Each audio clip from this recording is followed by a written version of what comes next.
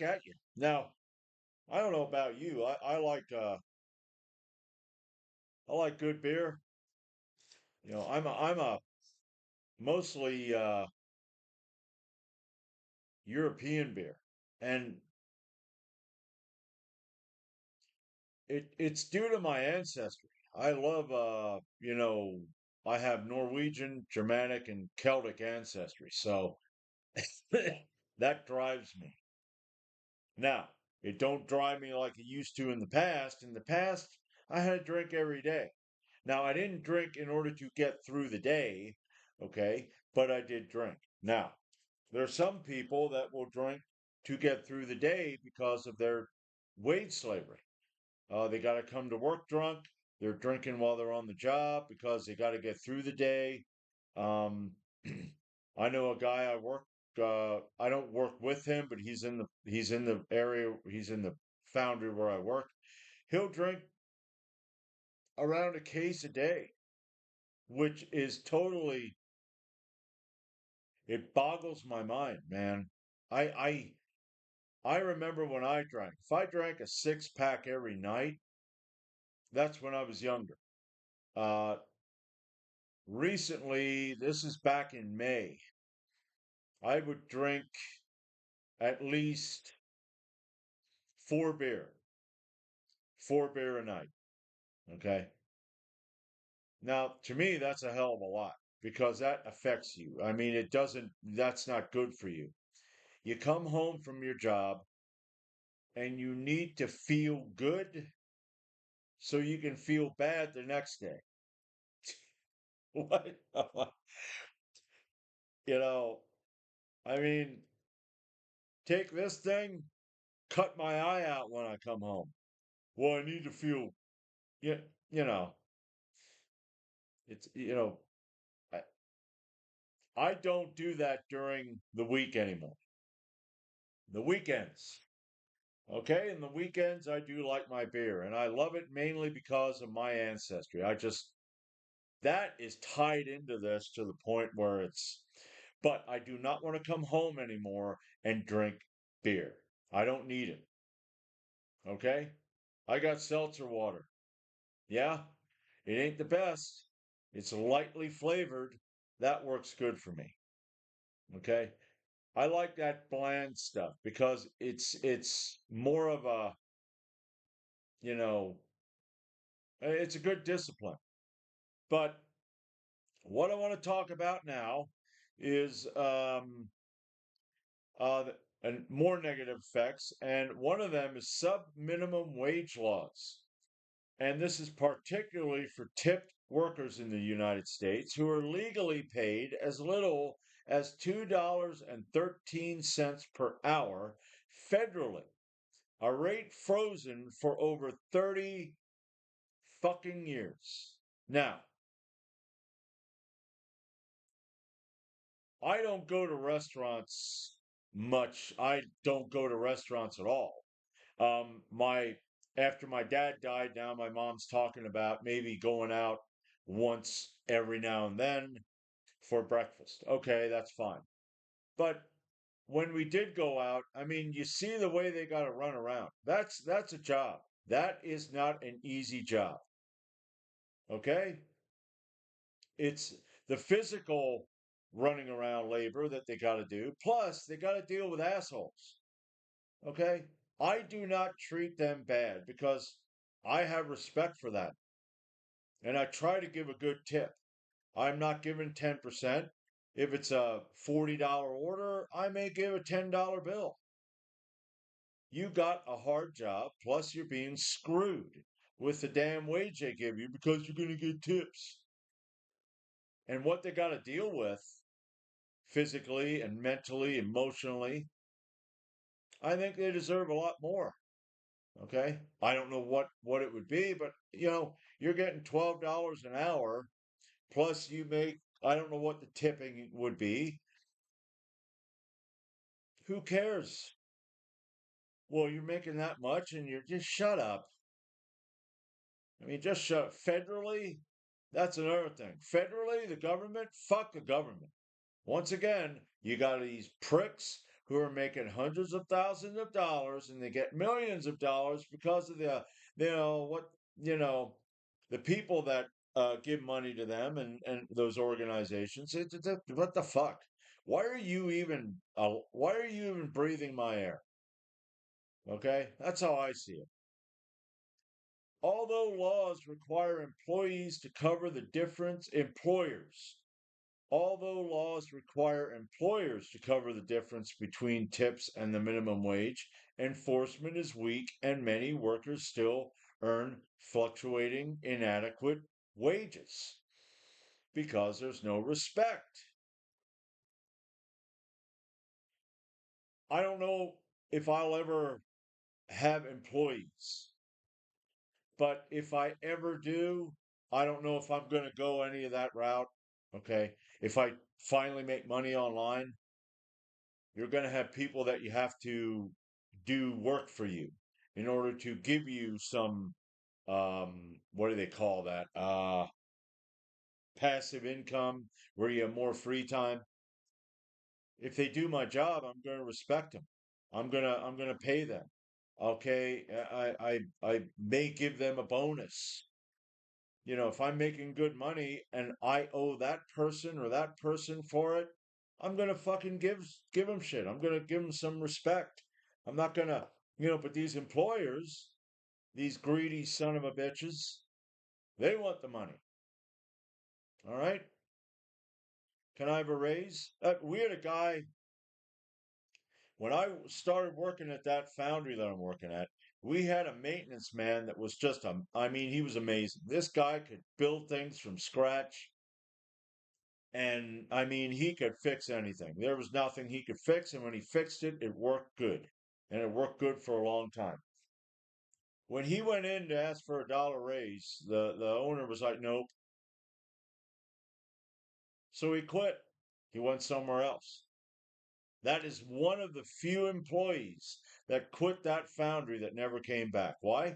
Because he's good. He has skills. And he didn't get the respect he deserved from someone who couldn't have fixed that shit. See, that's what I'd put in place. If you were an employer and you had a good employee and you didn't want to pay him right, you go out and do the job now. And you're not just going to go out there and do it for 8, 9, 10, whatever hours. I'm chaining you fast to that machine. You're going to work until I say you can stop working. You're hungry? That's tough. I have a quota and you got to hit that quota. Since you treated him that bad and he could do that job, now you're going to prove that you can do above and beyond what he can do. Yeah. Wage slavery. Okay. We're slaves. All right. Let's see. Let's move this up. Let's move that over. These systematic issues contribute to a cycle of poverty and debt, limiting workers' ability to escape unfavorable conditions and undermining long term economic mobility. The lack of fair compensation and protection means that workers are not adequately rewarded for the full value of their labor, nor are they protected from abuse, harassment, or discrimination. All right? And that's true. If you're making $2.13 an hour, you're going to have to survive on what you're being tipped. You can't survive on $2.13 an hour. I want to figure out what the hell that is. I don't know the taxes, what to take the taxes off, but this should be before the government comes in and takes it. Let's see. You're working a 40-hour week, all right?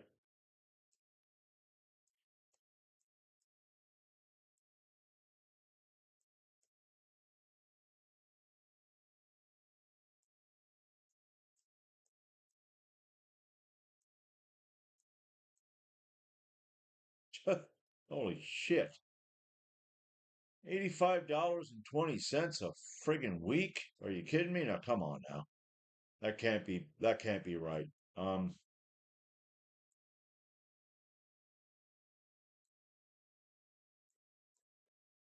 Yeah. Wow. $2.13 an hour. If anyone out there is working a job where they need to be tipped and they're getting $2.13 an hour, you're making less than $86 a week. I mean that's complete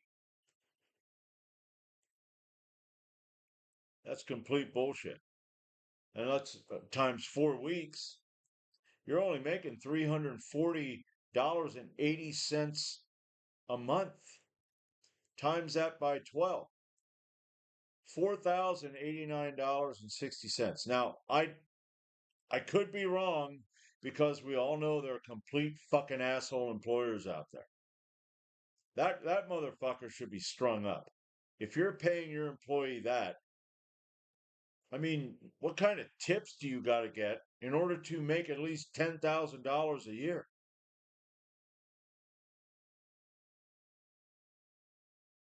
I mean, and that kind of physical and emotional stress and mental stress, running around like that.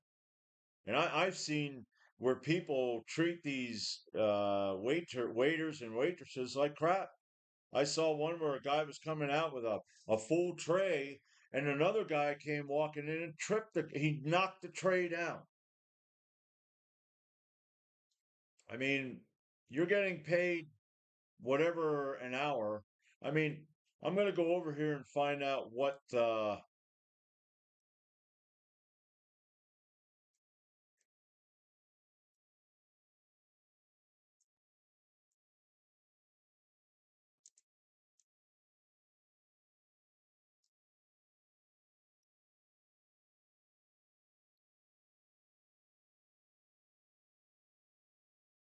yeah, I don't really know. All right. The average annual salary for waitresses in the United States was $36,530. Okay. Now, with the way the economy is, with inflation and everything, that is completely crap. Now, it says, however, the salary data from other sources indicate a lower average with estimates ranging from $24,770 to $26,301. The 75th percentile of waitresses' salary is reported at $35,000 annually, while 90 percentile reaches $60,100 per year. Now, okay, $60,100, you can make it on that. So, but at the lower end, I mean, what are you able to afford? Especially say you gotta live in an apartment with some of these apartment rent prices. $1,500. Okay, you know, I paid $400 back in the '90s and early 2000s. Now they're up over $1,000. Unless you're in a bad neighborhood where the property values are down, then things. But what do you get then? Nothing. Uh,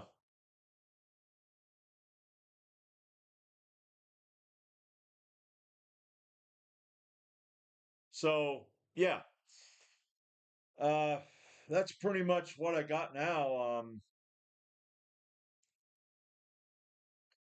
We're we're worse off than serfs. Serfs worked around 150 days a year. Right. What are we doing? Well, we're working almost 365 days a year. I got 4 weeks vacation. But how many people out there have 2 weeks or less? Okay, I work in an aluminum foundry. You got to bust your ass in some of these jobs. So having 4 weeks is good. I wish we'd have another week, but that's it. We got a ceiling here. Why? Why do you got a ceiling? You know. So that's 1 month out of a year. Okay, I got to work 11 months. of course, you got holidays and shit like that, but I got to work an 11 month and I get 1 month off. That's it. That's bullshit. I ought to have at least 6 weeks. Give me a month and a half off. But yeah. Anyway, that's it. That's all I got for it right now. I'm going to edit this video and I will be back with the final. Well, it's like I said, I titled these the negative effects of wage slavery, but every video I'm coming out with is about the negative effects of wage slavery. I want to go into the history of wage slavery and the work week and stuff like that eventually. So stay tuned for that. And until next time, well, I'll see you next time.